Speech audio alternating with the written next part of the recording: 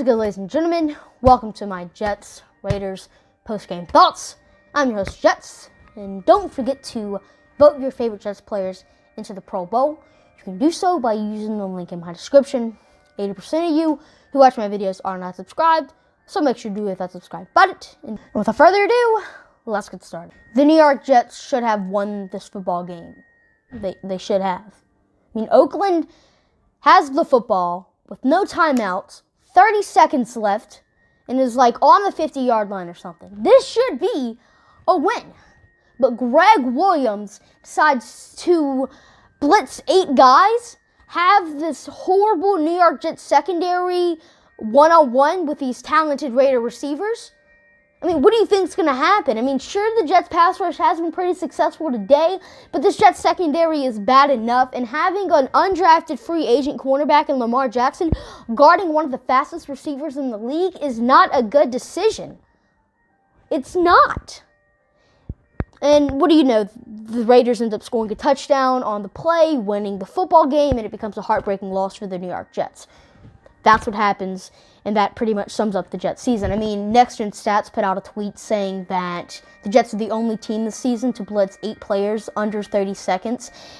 The fact that we did that in the first place is just so crazy.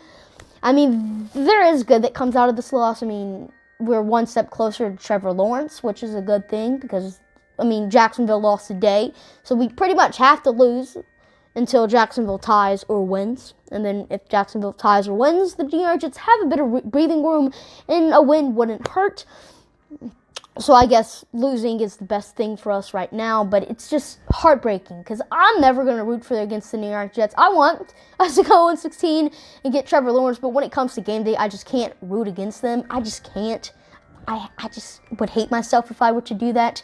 And it's just heartbreaking to see us lose on like a Hail Mary type of play. It's just crazy. The New York Jets had its best game of the season today, or at least its most competitive. They had a pair of turnovers.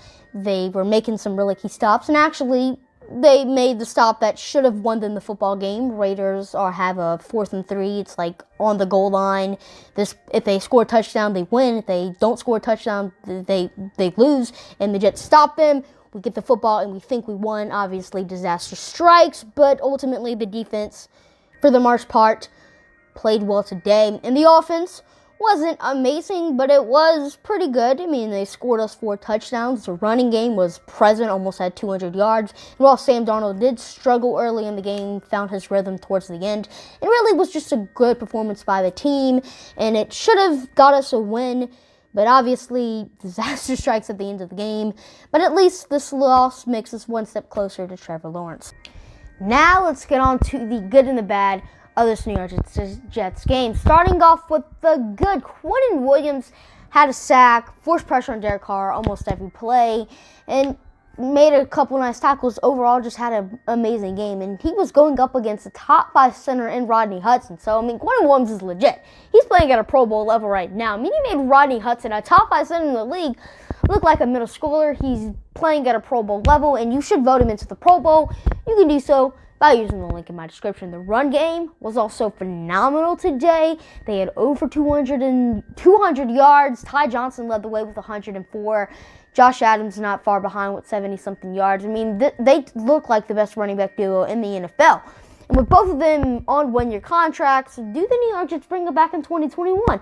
Well, if they continue this good play, sure, give them a shot. Maybe one of them becomes a starter. I don't know. Arnold in quarters 1, 3, and 4 played well. He had 3 touchdowns in those quarters, no turnovers, played some really good football.